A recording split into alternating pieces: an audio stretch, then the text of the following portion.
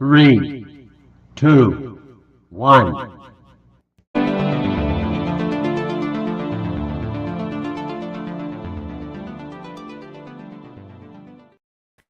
Hello and good morning. Week 15 of the NFL season is here and is afoot. I'm going to be previewing the action, including games of the week, sit start suggestions, and picks against the spread, which I'd like to say can't get any worse, but I don't know if that's true. We will start with a little Thursday night football.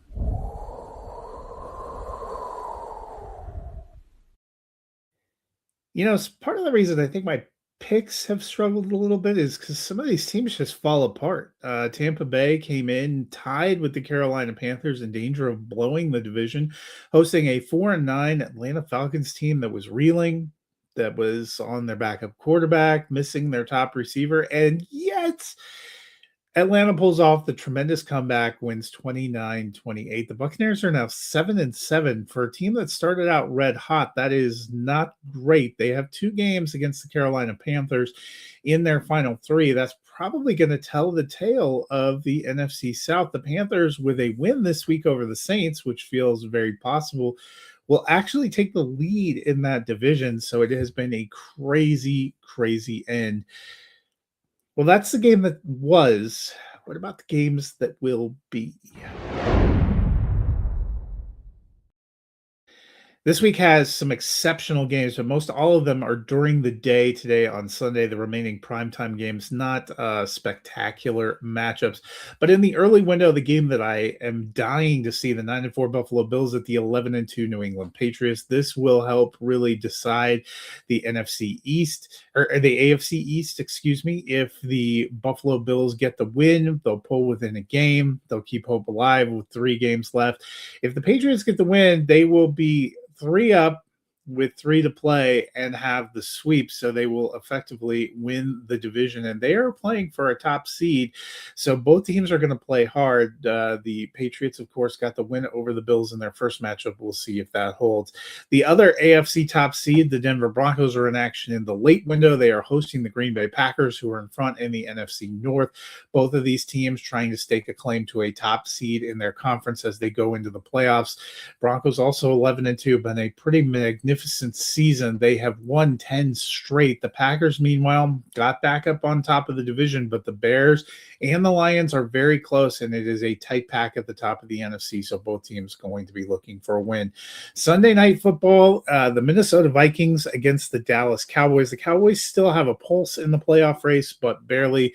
The Vikings, 4th place in their division, been a disappointing season, yet they're coming off a 31-0 win over the Commanders last week.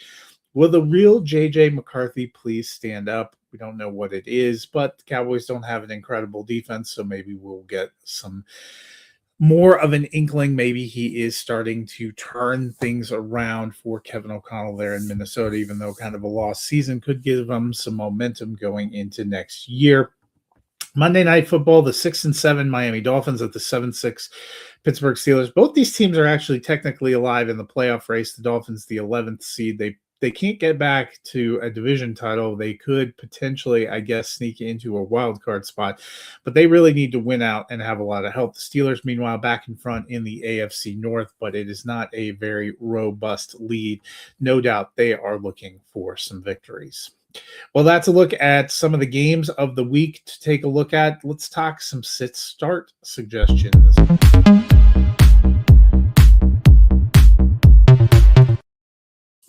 So, as always, I want to start with a recap of the week before. My week 14 starts. I went with Daniel Jones, Derrick Henry, A.J. Brown, and Mark Andrews.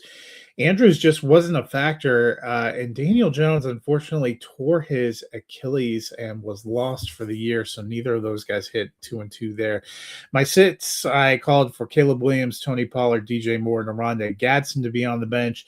And those were good calls, save for Tony Pollard, who just simply exploded. He actually moved from running back 32 on the season to running back 25 on the season with one huge game against the Browns and a good defense of all teams. So a wild finish, but 3-1 there, 5-3 overall. I do one sit and one start from each of the position groups. So let's start at quarterback, and my start this week is Jackson Dart. He's been a wonder since taking over for the Giants. He hasn't always won games, but he's been a lot of fun to watch. He's also QB 10 on a points per game basis since taking over in week 4. This week, he faces a Commanders team that just got shredded by J.J. McCarthy. Both teams are out of the running, but the Giants should make this fun, so I'm all in on Dart this week. My sit, meanwhile, is Jordan Love of the Green Bay Packers. He is QB 13 on the season, so right on the cusp, and he's been really hot the past 2 weeks. He's put up good performances against the Lions and the Bears. He's trying to march the Packers toward the playoffs. But this week, as noted earlier, he faces the Broncos in Denver. This defense has been stout, particularly against the pass. I expect them to hold Love out of QB1 numbers again this week. So that's the quarterbacks. What are we doing at running back? Well, my start this week, I'm going with Woody Marks. He's been picking up the pace as the lead option. During a 5-game winning streak, he's running back 30. And while that's not incredible, we saw him get some pretty killer volume and produce against the Chiefs Sunday night. Now the Texans are really chasing a playoff spot and in a good position, and he's home against the Cardinals. You can run against the Cardinals. I like Marks this week. My sit, though, is Rico Dowdle of the Carolina Panthers. He exploded midseason. He ran well. He usurped the job from Chuba Hubbard.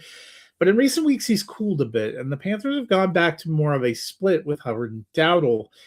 That caps the upside for both players. Coming off a bye, the Panthers have talked about getting a bigger role for Hubbard. That combined with a road match against a decent Saints defense just gives me pause. Dowdle's still a flex option, but I can't count on him for top 24 production.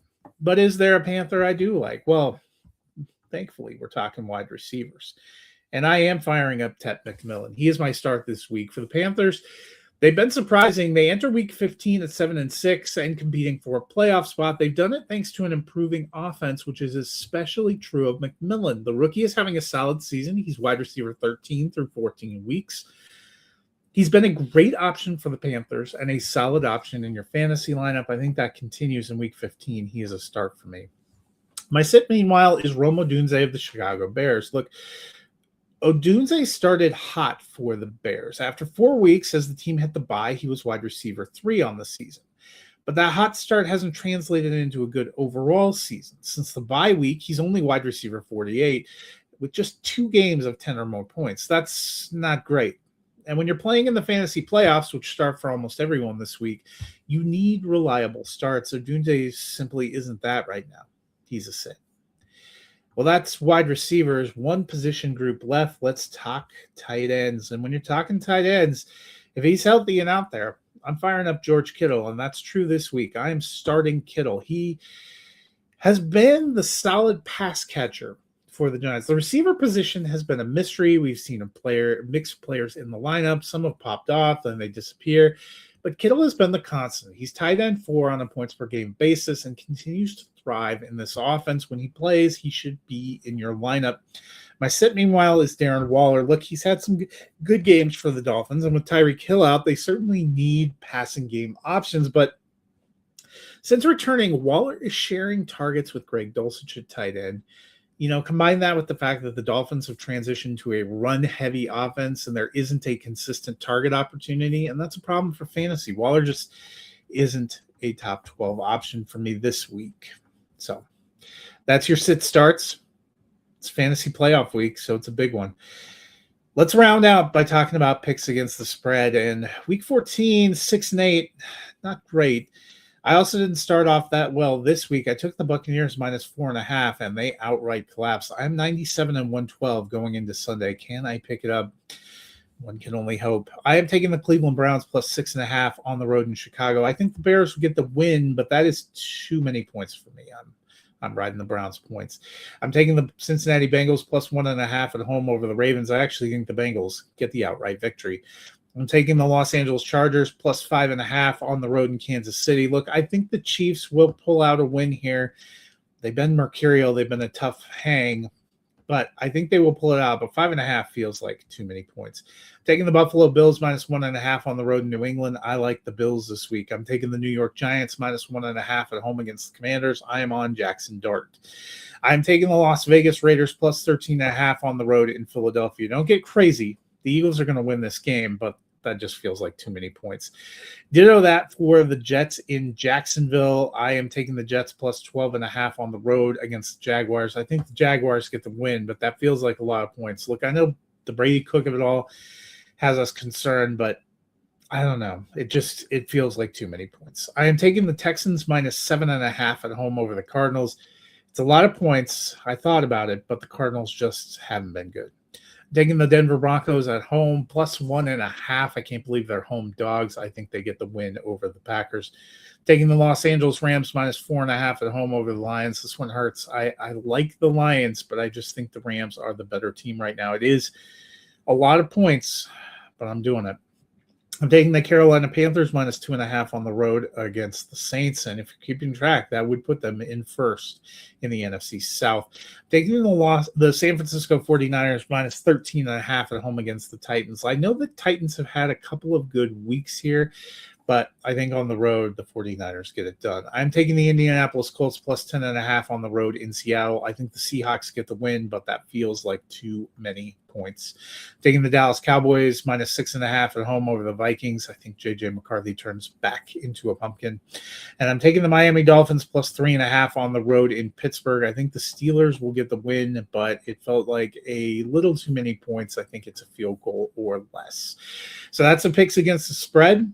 That should get you set for week 15 of the NFL season. We only have 3 weeks of the regular season left after this. I'll be back next week to talk week 16, probably coming back at you on Saturday morning, a little bit of a day early due to some travel, but looking forward to talking about this remainder of the NFL season. Until then, you guys have a wonderful week.